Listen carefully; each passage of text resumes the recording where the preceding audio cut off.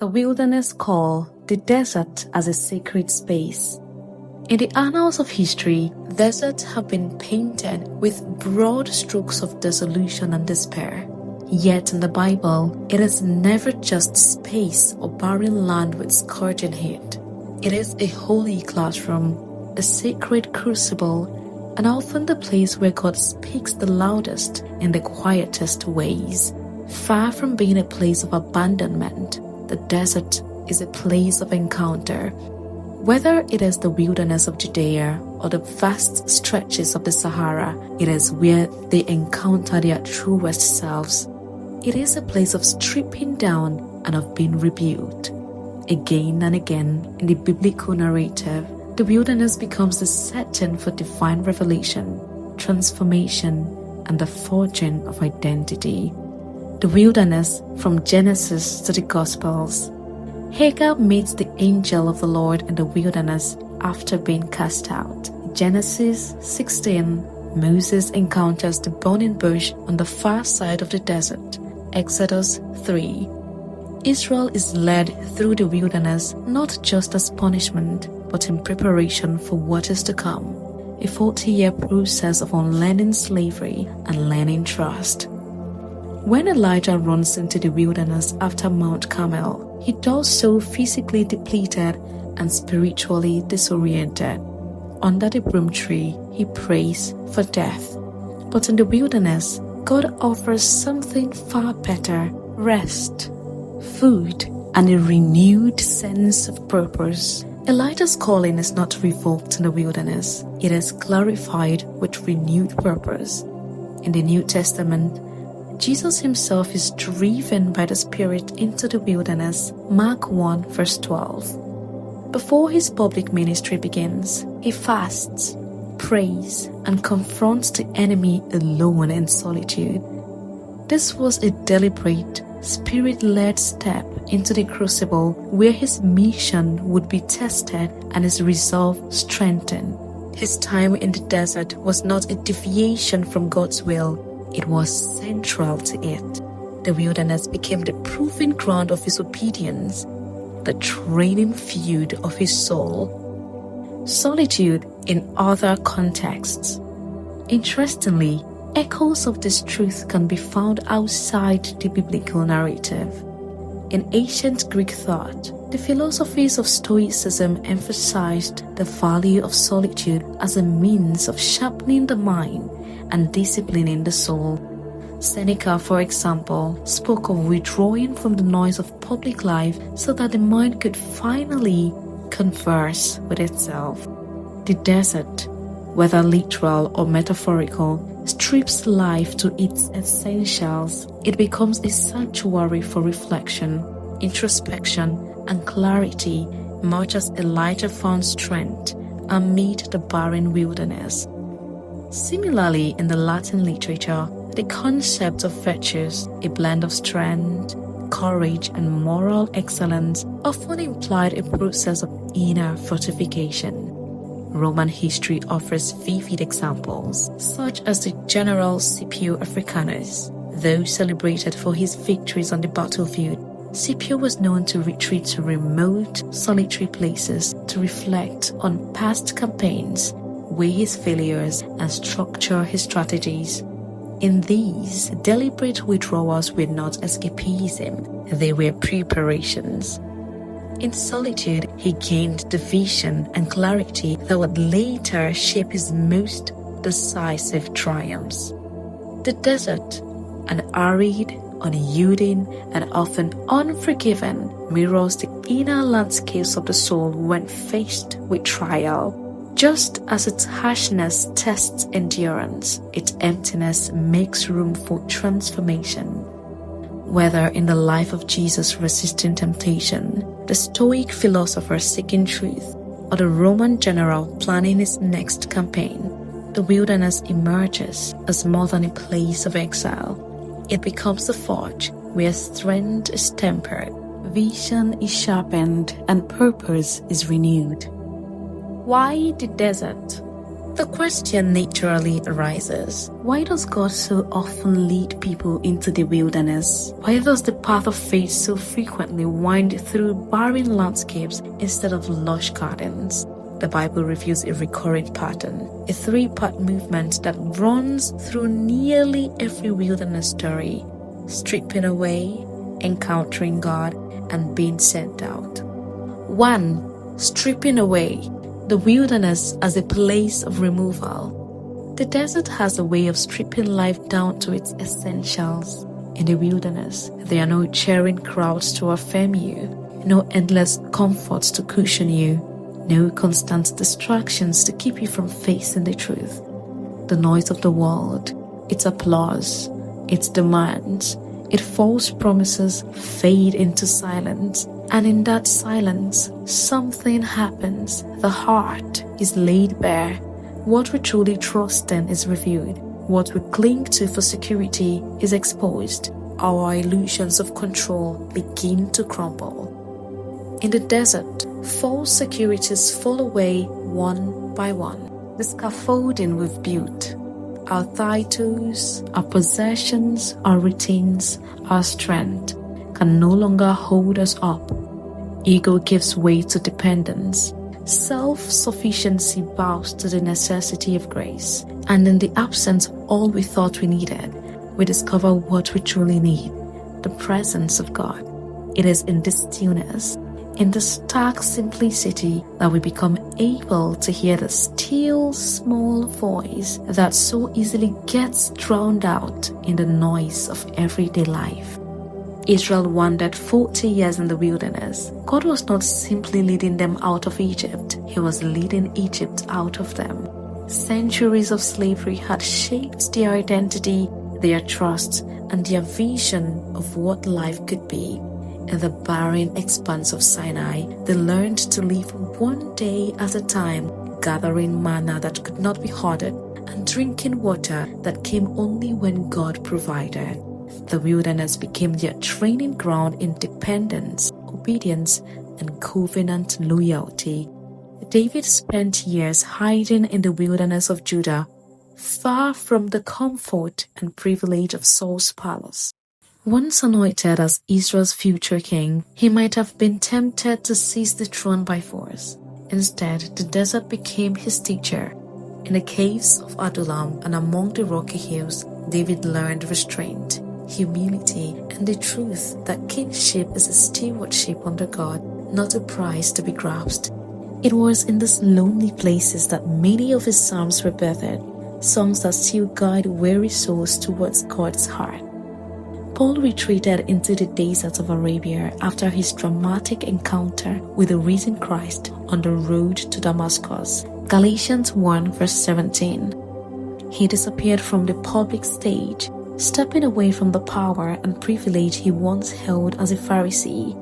In solitude, the Lord dismantled his old identity, stripped away his reliance on the law as righteousness, and rebuilt him as a servant of grace. Arabia was Saul's place of unmaking and remaking, where the gospel became a truth that would permeate his being before he carried it to the nations. In the wilderness, God removes what you don't need so that you can receive what you can't do without. 2. Encountering God, the wilderness as a place of revelation. Once the unnecessary is stripped away, the space left behind is not empty, it is holy. The wilderness, for all its barrenness, becomes a sanctuary. It is here, when every other voice is silenced, that a still small voice can finally be heard without interference. What at first feels like absence is often the very place where God draws near. Moses was not in a palace when God called his name. He was tending sheep on the far side of the wilderness. Exodus 3. The man who once moved among the wealth and power of Egypt now stood before a bush aflame, yet unconsumed. It was a sight that could only be noticed in the unhurried stillness of the desert. Here, far from the politics and noise of what he had done, God revealed his name. His plan, and Moses' part in it. The wilderness became the meeting place where calling and clarity intersected. Hosea gave Israel a strange promise from God. I will allure her and bring her into the wilderness and speak tenderly to her. Hosea 2 verse 14. The desert in Hosea's prophecy was not a punishment but a wooing, a drawing away from distractions and rival affections that had put God's people off course. The wilderness became a place where intimacy could be restored, where love could be rekindled, and where covenant vows could be renewed without the competing noise of idolatry. Jesus, driven by the Spirit into the wilderness, Mark 1 verse 12 to 13, entered 40 days of fasting, prayer, and confrontation with the tempter. His solitude was not a retreat from his mission, but a proving ground for it. In the desert, he affirmed his trust in the Father's word, refused the lure of shortcuts, and set the trajectory for his public ministry. The wilderness was the place where the Son's obedience was tested and his authority affirmed. In each of these encounters, the desert is transformed from a place of lack into a place of abundance in revelation. It is the space where God's presence becomes unmistakable, where His voice is heard with clarity, and where His direction becomes undeniable. The wilderness is where God's whisper grows louder than the world's roar. 3. Being sent out. The wilderness as a place of commission. The wilderness is never the end goal. It is the classroom. Those who walk into it with God seldom remain the same.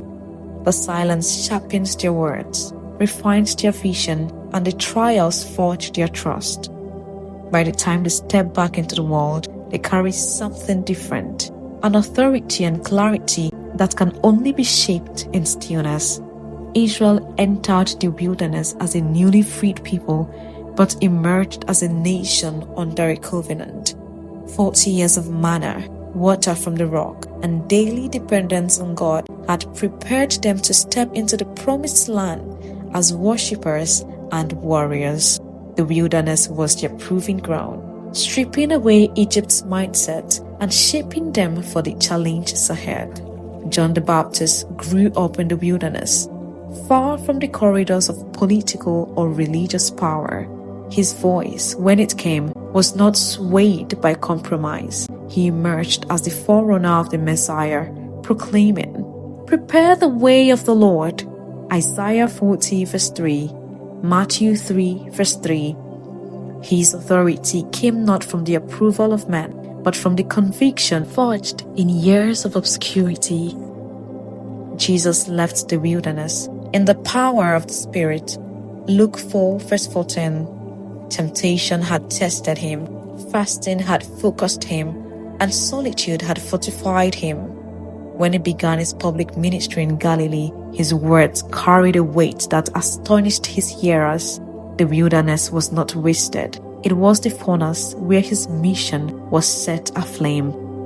In God's hands, what feels like delay is often God's way of deepening the root before He grows the fruit. No one leaves the wilderness unchanged. God sends you out with more than you came in with. Finding strength in the sands of time. Similarly, the early Christians recognized the necessity of retreat. The desert fathers and mothers withdrew into the harsh landscapes of Egypt, not to escape life, but to find it more fully in communion with God. In the stillness, they wrestled with temptation, endured trials, and emerged emboldened. The desert became both their battleground and their sanctuary. History too holds echoes of this truth. Marcus Aurelius, Rome's philosopher emperor, penned his meditations in moments of military solitude, anchoring his thoughts away from the chaos of public life. His reflections testify to the reality that true strength often grows in the quiet, far away from the applause of the crowd. The desert, whether literal or symbolic, has long been a crucible for transformation. The 20th century thinker Elias Canetti observed that solitude grants the gift of deeper observation, allowing a person to distill life's essence beyond society's noise. Its starkness mirrors the inner struggles of the human soul. Strategic retreat is woven into history. Hannibal Barca, after his early victories against Rome, withdrew to regroup for the long campaign ahead. In literature, existentialists like Sartre and Camus set their protagonists in isolating places where they wrestled with life's purpose and absurdity. These moments of withdrawal, whether on a battlefield, a mountain, or a barren plain, often forged the very resolve needed for what came next. The desert is a sacred canvas where human struggle and divine encounter meet, like a seed pressing through the soil towards light. Those who enter its silence often emerge transformed. Socrates, in his own mental desert, questioned and probed the unexamined life, birthing a philosophy that shaped Western thought. Elijah's trials remind us that a journey through the desert, though wearying, is a prelude to clarity, purpose, and renewed strength. The invitation today: wilderness seasons call us out of self-reliance and into surrender. They slow our pace and shift our questions from "How do I get out of this?" to "What is God forming in me here?" If we pay attention, we will see that the desert does its deepest work when we stop resisting it, when we allow it to become a place of formation and a sacred invitation to draw closer. The wilderness call still comes today. It is a summons to step away from the noise and rediscover what truly matters, to loosen our grip on what we think sustains us and let God define what does. You may not have chosen the desert, but the desert may be where God has chosen to meet you. Like Elijah, you may arrive empty, yet you can leave with renewed strength, sharper clarity, and a restored sense of mission. Because in the kingdom of God, the wilderness is never just about wandering. It is always about becoming. And in God's economy, the desert is never wasted. With God, retreat is never wasted. It is the place where hearts are reformed for the mission ahead. That concludes Chapter 3, The Wilderness Call, the Desert as a Sacred Space, from Knowing When to Run by Father Don Onyinye Chukwedo, narrated by Onyis Media.